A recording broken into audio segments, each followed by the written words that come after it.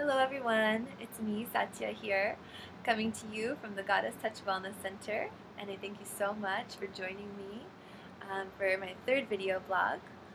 Um, and I'm really excited about tonight's topic. It's going to be on my favorite subject, which is the subject of the goddess and the feminine divine, and how she lives in both men and women and in all of creation. So I'm really honored and happy tonight to begin this discussion on such an important aspect of our lives, and one that we may or may not have neglected in the past, most likely neglected. Um, so yeah, so much to go over and so much to celebrate in regards to the goddess. Um, so we're going to break this up into 5 parts to make it more digestible. And so in those 5 parts, we'll be talking about who the goddess is, what she represents to us, the feminine, and where she's been in the past, in the culture, and where we are now with her, and where there are possibilities for us to go with her as she grows in our awareness and as we embrace her essence in our culture. So all really exciting things. And also how she's been accepted or denied in the different genders, the 2 different genders between the men and women, and how her denial has just like the effects that it's caused on the planet. So a lot of really fun things to go into, really interesting stuff, definitely enough to take up 5 parts. So tonight we're just going to talk about who the goddess is. Just kind of create a loose definition around what does it mean, who's the goddess. So that should be exciting to go into. We'll explore my experience and different cultures' definitions of her. So it should be a lot of fun. Before we begin, I would love to do 3 ohms with you, just to find our center.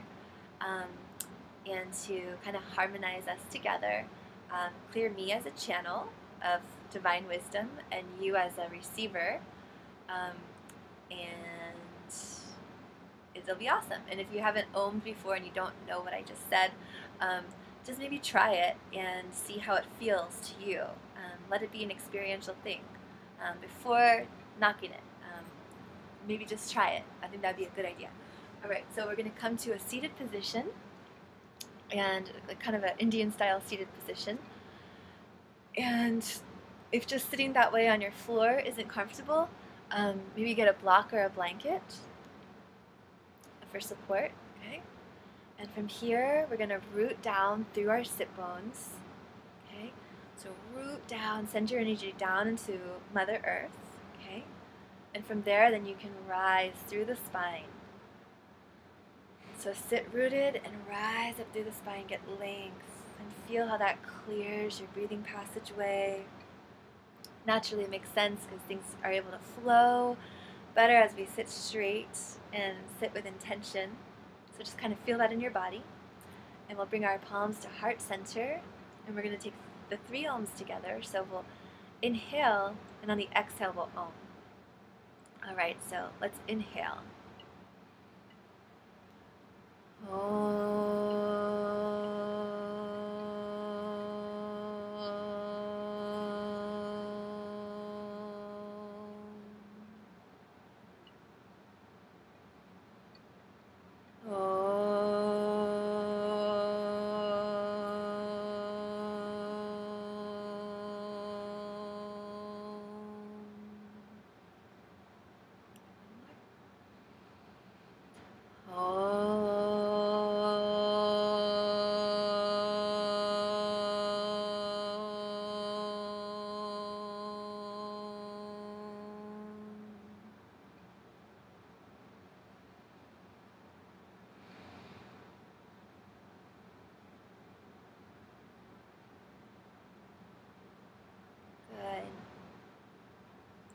Thank you so much for, I always get blissed out when I do that. But thank you so much for witnessing that or participating. hopefully you participated. But thank you for joining in that with me. Now we can begin with maybe more clarity and more harmony between us. So, getting into who is the goddess, that's a question of the night, right? Who is the goddess? First, I'm going to give you a second just to think about what pops up in your mind when we say the word goddess. What pops up in your mind when I say the word goddess? Or divine feminine or feminine. What pops up in your mind? Good. And now I'll elaborate on my experience and my studies and see how that resonates with you, and if you can expand your definition. All right. So let's see. I think I'm going to start with some words that come to mind around the goddess. So I think of the goddess. I think of receptivity, one who can listen on many levels, not just to speech, but can listen to subtle cues in others, can read body language, can read the little things that are happening around them, and have discernment or sensitivity around that, who use those cues to feel into other people's emotional states, into their own, so emotions, and feeling them, and who can use those emotions to then send compassion to others and to themselves, who can care for those emotions and act gently towards others because they are filled with compassion. I guess we're going back to who is the goddess. So she is filled with compassion. She feels into others. She knows their suffering. She knows their beauty. And she honors both. She loves both. And she has deep caring for humanity. She's the mother. And so she's the one who nurtures us when we're small and helps us become strong by feeding us as healthy as she can and doing the best for us to keep us vibrant and alive and matured to live out our destinies. So it's this mother that just kind of boosts up the child to blossom into the flower. And she's also very protective. She can be very protective as the fierce mother manifestation. When she sees abuses against her child or her loved, anything she loves, which is usually all of creation. So the great mother, we can take a mother and we can amplify her qualities for you to come up with the concept of the divine feminine, to understand her better. So basically we're just taking, say, a local mother, your mother, and amplifying her qualities to extend out to all of humanity, as if all of humanity were her child. So that's a great mother right there. One that's totally deserving of our honor and respect. So yes, the mother figure. And as I was going into, she can be a fierce mother. She's not necessarily all sweet and cuddly and hugs and kisses. Sometimes she gets fierce because she loves so much. Just like when you see in the animal kingdom, you go near the nest of babies and the mother's around, she's the one to fear, not necessarily the father. It's the mother who you don't want to mess with, because she loves her baby so much, and she's there to protect their maturing process so that they have the fighting chance to live out their destinies.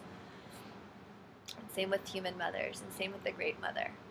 She's here to protect and nourish all of life. So gosh, beautiful qualities. If you just stop and think about that in itself, it's beautiful. So I said nurture, I said receptive. She's also soul versus spirit, and I don't want to say versus, but soul, not spirit. Um, my astrology teachers taught me that recently, and I resonated with this definition, where soul is more just being and feeling at home in who you are and in your surroundings. So it's living more on these instinctual level and feeling at home in your skin, feeling at home with those around you and connected. Versus the spirit, which is more masculine in principle, and that's more of a achieving, striving principle of, trying to transcend this material form, um, which is wonderful and needed for our progress. So we honor that as well. But so going back to the feminine, it's more of the soul, just being and just feeling at home kind of essence. So as I describe that, I wonder what's coming up in your mind, and if you've thought about the fact that our culture is very much the yang that I described, the spirit, where it's more of a achieving, striving culture, where you're honored for your achievements and your status, often more so than you're just being. Sometimes when we're just being, when we're relaxing, we're connecting, we might be thought of as lazy for that. We might be judged for that rather than valued just for our inherent worth. So let's just think about how that would feel if we could actually be honored for being these beautiful creatures, these beautiful spirits and souls, that have come all the way down to earth to share with each other and just be in these beautiful bodies. So I think inherently that is totally worth something, and we should honor that. So that's honoring. That's the feminine, and it's embodiment. So we're not like the part of being is like, okay, we're here in our bodies. So how can we enjoy this experience as it is, without having to transcend it or strive for more? The masculine again. So it's acting sometimes from our instinctual levels, and it's enjoying sensual pleasures, which I brought some lavender, oil to show, because all around me, I'm in my actual wellness room right now, so I can pull up little things that do represent the feminine, which is like this aroma, lavender, and just smelling it just gives you this awesome sensation because you're just feeling through your senses. You're just totally here and you're enjoying the sensual pleasure of it. I have, candlelit. I just blew it out recently, so I can't show you that. But, candles, these aromas, the soft lighting that I have, I think is appropriate. Is all, the feminine, just enjoying the essence of being alive and being in a body and having the ability to appreciate the wonderful sensual pleasures that there are to appreciate. And I think often the word sensual is misunderstood, turned into sexual. And that's often why we're not able to enjoy it, because when we're not in a sexual mood, we don't want to trigger that in others. So we don't want to move more slowly and juicily, Often this natural flow that comes through the feminine is cut off or repressed because we don't want to remind others of their sexual natures in that moment. Say we're in a professional environment, or even just walking down the street. Women can be very sensitive to the vibes that are sent to them. So we might actually, when normally we'd be walking with more of a flow in our hips and a natural movement, we might walk more staccato, more sharply and rigid, because we don't want to send those messages to others around us and receive those lusty vibes. So that's why I think it's helpful to kind of understand this principle, this other area of existence that's not necessarily sexuality. And if we begin to understand it, we can all embrace it. we can all act a little more sensually and flowy without getting turned on by it. If we want to get turned on by it, we can, but I think it can be more of a choice rather than an automatic reaction. And this isn't just for women. Women should totally be able to honor this feminine part of themselves, this flow within them, and to move gracefully and fluidly if they choose, and safely without these vibes being sent at them, or worse. That's women, and men as well. I feel like even in this side, there's been even more damage done, because men have this essence too, where they can move with the flow, you know, and it helps to calm their nerves, to slow down and move more fluidly, and to enjoy sensual pleasures, and to have, you know, maybe aromatherapy, or get some nice oils for themselves, or massages. You know, some of these things are more acceptable now, but do yoga, do stretching,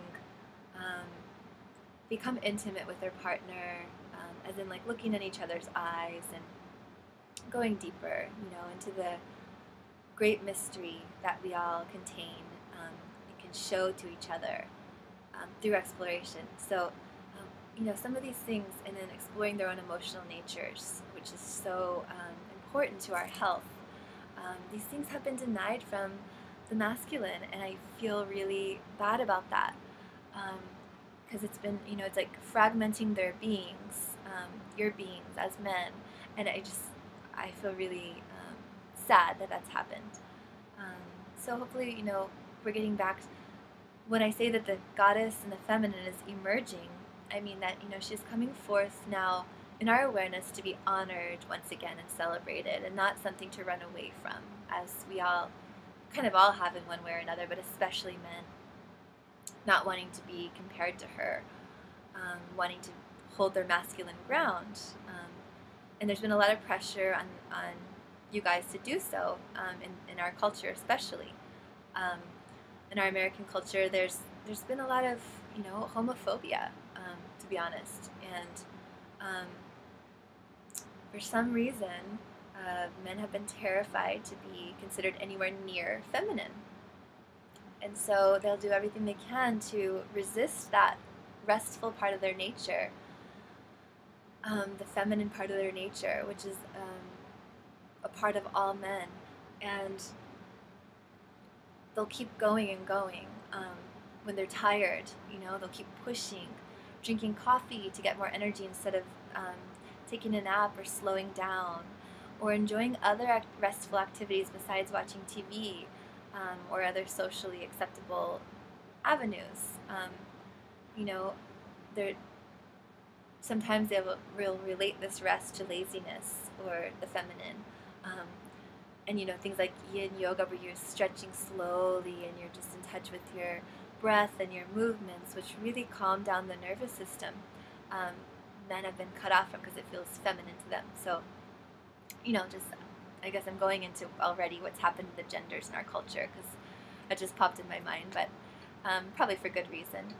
But yeah, I think we've gotten a little definition around the feminine tonight, and a little bit of what it's done in our culture so far to the genders. And I think that will be enough for now to start. And well, we're going to take this farther. We've got 5 more parts to go more in depth, but I hope so far you've enjoyed what we've talked about, and you have some food for thought tonight. And come back for more, because it's just going to keep getting better and better. And like I said, this is my favorite topic, and I could go on and on with passion about it. So come back for more. Hope you have a beautiful night, and dream on this, think on this, see how it resonates, and we'll see you back for some more. Thanks again. Namaste.